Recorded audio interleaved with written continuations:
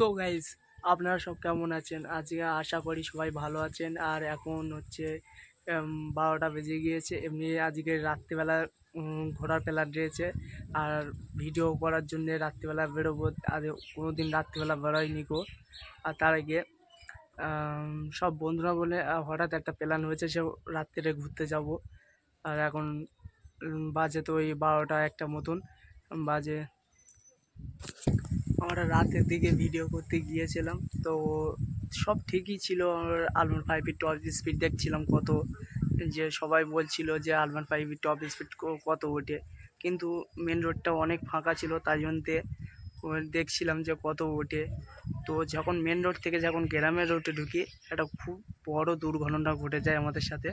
ভিডিওটা দেখলে বুঝতে পারবেন পুরো।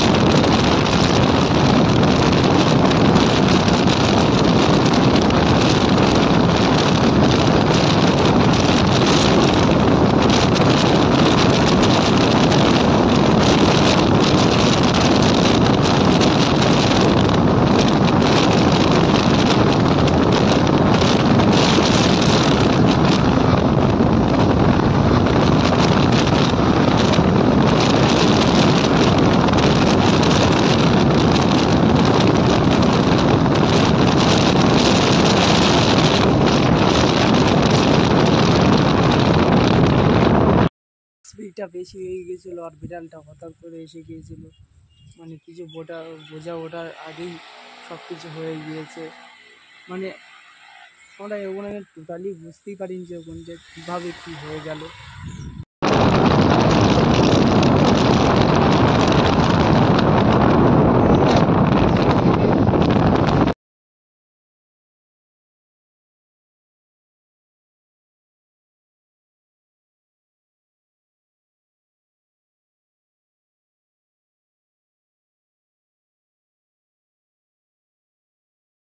কয়েক সেকেন্ডের মধ্যেই পুরো সব শেষ।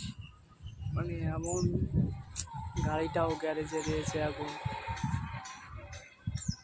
কিছু বুঝতে পারিনি। এখন রাত্রে সেই গাড়িটা গ্যারেজে দিয়ে আসা হয়েছে, এখনও গিয়ে দেখা হয়নি যে কী হয়েছে না হয়েছে।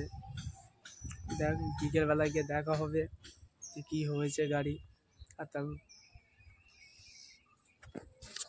এরকম কিছু হবে আমরা কেউ বুঝতে পারিনি। পুরো ফালতুভাবে এত বড় একটা দুর্ঘটনা ঘটে গেল আমাদের সাথে। কিছু করানো নেই, ওখানে এত স্পিড ছিল গাড়িটা। তারাও এবারে ওখানে অনেক ঝামেলা টাইপের হয়েছিল, বা অনেক কিছু হয়েছিল, প্রবলেম হয়েছিল, সেখানে আর ভিডিও করতে পারিনি গো। ভিডিও করার অবস্থায় হচ্ছিল না গো, যে ওখানে করে দেখাবো।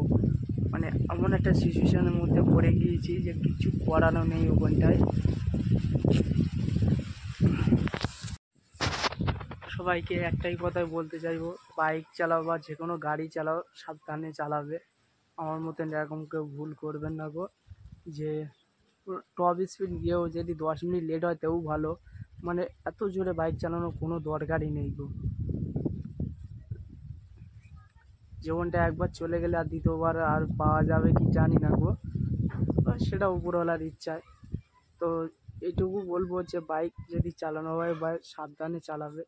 যে কোনো গাড়ি হোক একটু সাবধানে চালাবে, এইটুকুনি।